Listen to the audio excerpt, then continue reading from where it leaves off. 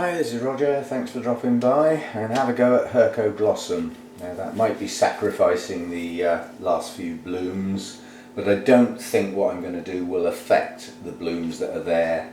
And I've had a look round, there are no more buds I can see at the moment, so this needs doing one way or the other. I've got my scissors soaking in the 70% alcohol. I will need those probably. I've got my wire cutters because this was wired onto its mount originally. I used to do that a long time ago. Don't do it so often now unless there is a very heavy plant that the fishing line is just, it's too flimsy. And of course, coffee. I will probably take the opportunity to trim some of the older canes off that are not going to bloom anymore. It's a good opportunity to have a tidy. Now I may take off a cane that looks as though it's not going to bloom anymore, that might have produced the odd bloom, but for the sake of tidying the plant I'm not so worried. There are plenty more of these ones with the leaves on that have bloomed in places but will still bloom from other places next year, and then it's got some new growths, and that's really why I need to tackle this. The new growths this year are poor. And I think it's because this year it's pushed its new roots out. Let's see if I can get this round a bit and describe it a bit better. It's a lot of plant to handle, but not in me coffee, that would be a good idea. Yeah, what we're looking at here is last year's roots were sort of down in the moss and up against the bark itself. So they hydrated nicely. This year's roots have come out from the front of the plant because the plant is moving away from the mount. The new growths are coming out farther from the mount, and these roots don't hydrate very well, and I don't want to lose them completely. If they get in some moss now, then they've got a chance to stay hydrated and branch and produce new root tips into something rather than just hanging in the air. They're not hydrating very well this year. And as I said, at the moment I can see 3 rather poor new growths. Now that's nowhere near the number of new growths I had last year. So the plant is slowing up. Yeah. So now's the time to think about why it's slowing up. The chances are it's slowing up because it's stale. This moss is rock hard, it's been on there ages, is not providing a good growing environment anymore. So first job is to try and get it off the mount. I will lose some roots as a consequence. Hopefully most of the ones I'm going to lose are older ones, and it has got new ones. So we'll just trim it at the back and take the ends off because they only catch up on things, and then see if it will just pull off this mount. I don't see any reason why it shouldn't, but mounted orchids have a habit of really getting on there and don't like coming off. So we'll see how we go. Get the wire out of the way because there has to be well, all the wires are unthreaded nicely. Now it's just a matter of, can I tease it away from the mount? God, blimey. The simple answer is it's not going to come off very easily at all. It really is attached. Bottom line is it may have to be cut off. I think eventually it will slowly but surely tease off. I can hear snapping sound, I'm sure you... Ah, there we go. That's got it. Okay, looking at the mount you can see a couple of good roots were lost, but most of those are older dead ones, and you can now see how small that mount actually is for such a large plant. It's just not doing the job anymore. Okay, I didn't get a new mount ready because I didn't know what I'd be dealing with. This is going to be extremely difficult to undo, but I will use water under the tap to tease out, there's a lot of dead root sections on here, tease out as much of this old moss as I can, just by gently pulling it apart under the tap, and what's left will get mounted in some moss, but the most important thing is to get these aerial roots into some moss and start hydrating this plant. And another reason why it might not be growing quite so well this year is the poor thing's been starved, hasn't it, as a consequence of lack of decent levels of fertiliser. Okay, I'll get the plant cleaned up, and now I know what sort of size I'm aiming at. I'll go and find another mount to put it on, and then we'll get this one remounted. I'll be back soon. Sorry, I'll be back. Okay, welcome back. I think I'm ready to go. I'll have forgotten something, I usually do, but it's not a big deal. Panic not. Obviously this is a mount. I've got a much bigger mount now. I can't compare it with the old one because that's down in the shed where the new ones come from. That's been sterilised, a really good soak in hydrogen peroxide, left for a while, and then rinsed off and left to soak again with boiling water. I don't believe anything can survive either or both of those two treatments, so that's now an inert piece of cork bark in this case. I don't always use cork bark, but the trouble is with the cork bark when it's a small mount is it's often thicker than it is like big, because it's always a big thick chunky piece. But the bigger the mount gets, the more in proportion it looks, so that doesn't look like a bad mount. It's bigger at the bottom than at the top, but irregular shaped mounts add to a bit of interest. You know, if they were all dead square, to me it would look artificial. So that looks like a piece of a tree, which it once was. Yep. I've got some sphagnum moss into soak for those that are interested. That's the brand I use. It says it's a premium New Zealand sphagnum moss. It also says harvested from the pristine environment of New Zealand's southern west coast. Apparently I have heard, I can't say it's a fact, that the New Zealand moss is of better quality and lasts longer than the Chilean moss. But that's just what others have said or written. It's nothing to do with me. I've only used this because I can get it easily from a guy I know well, and I will be getting some more at Malvern because it's getting a bit low.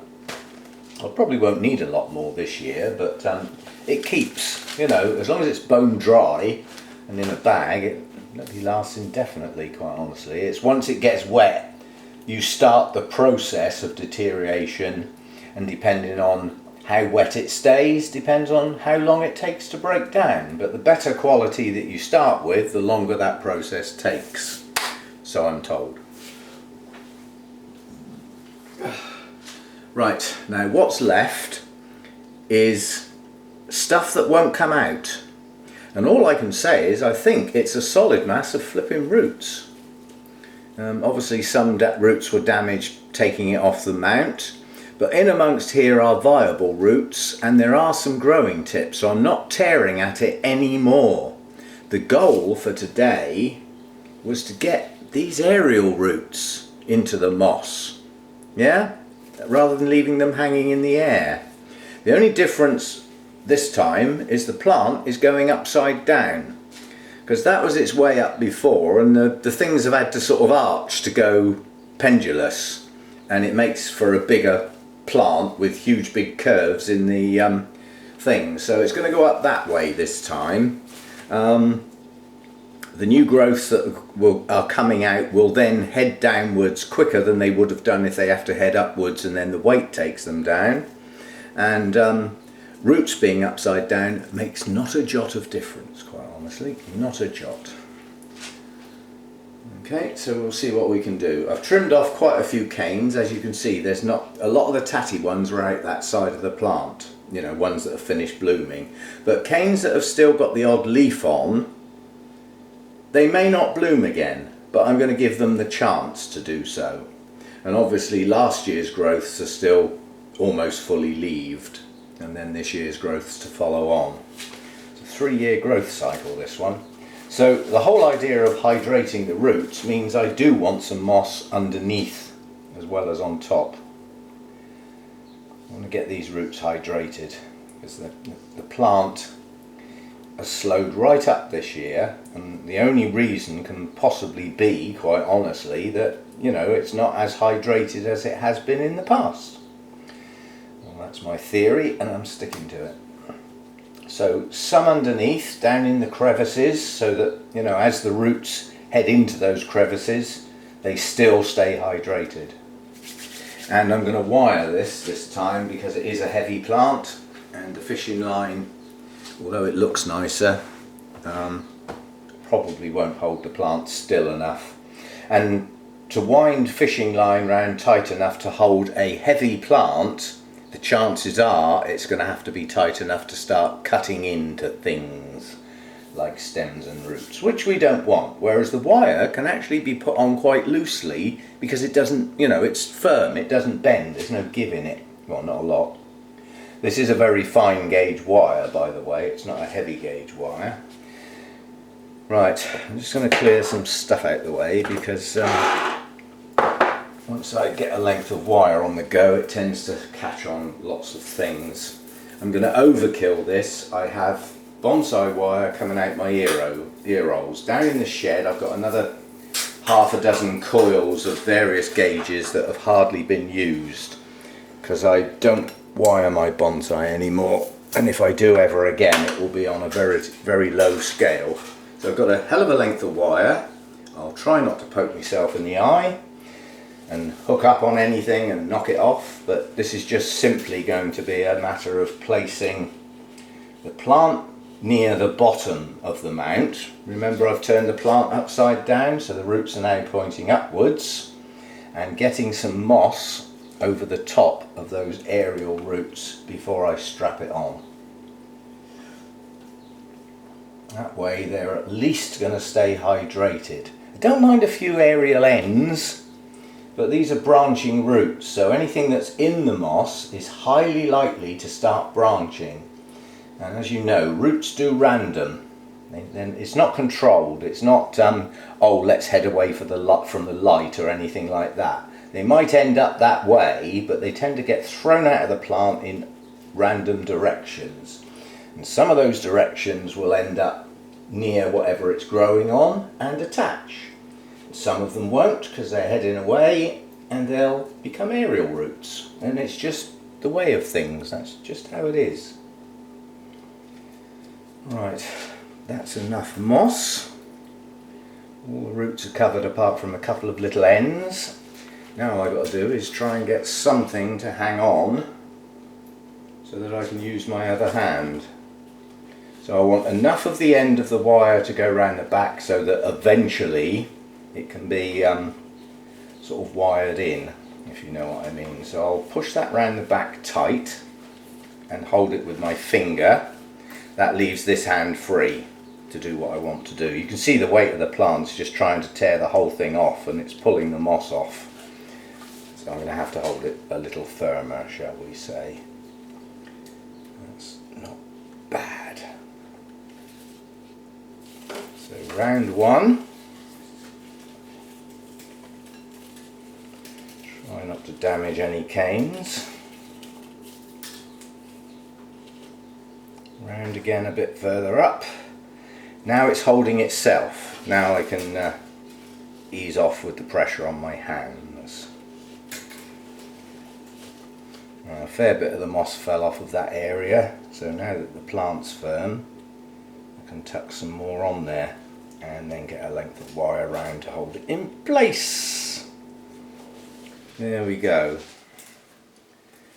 Now, I don't want to do too many more turns because it looks unsightly, but I would like to get one really across the base of the plant, which is going to show like hell, but once the roots attach it can come off.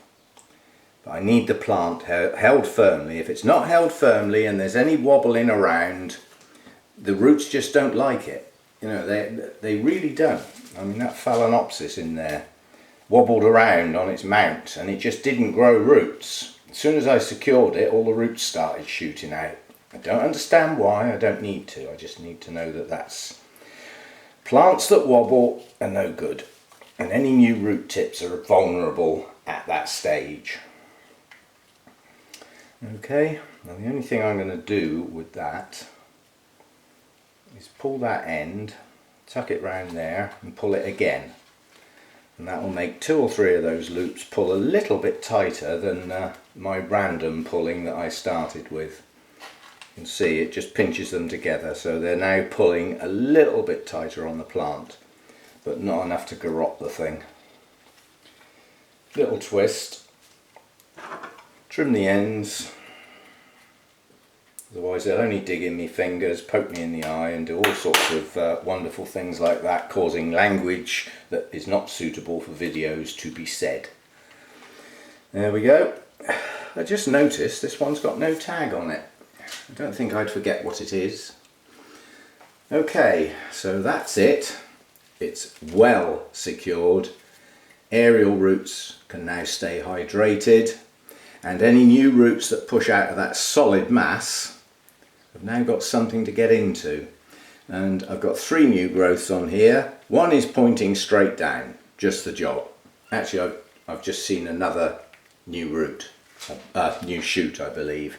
And these 2 are heading out to what is now becoming an empty space. And these 2 are heading in that direction, so I think that will fill the plant out quite nicely. Okay, so there we go. Dendrobium hercoglossum has got a new home, and hopefully it can now stay there for quite a few years, because that one was mounted when I got it, and I've had it quite a long time. This is at least 3 years. It's more than 3 years because of the time of year I got it, but it's had 3 blooming seasons so far.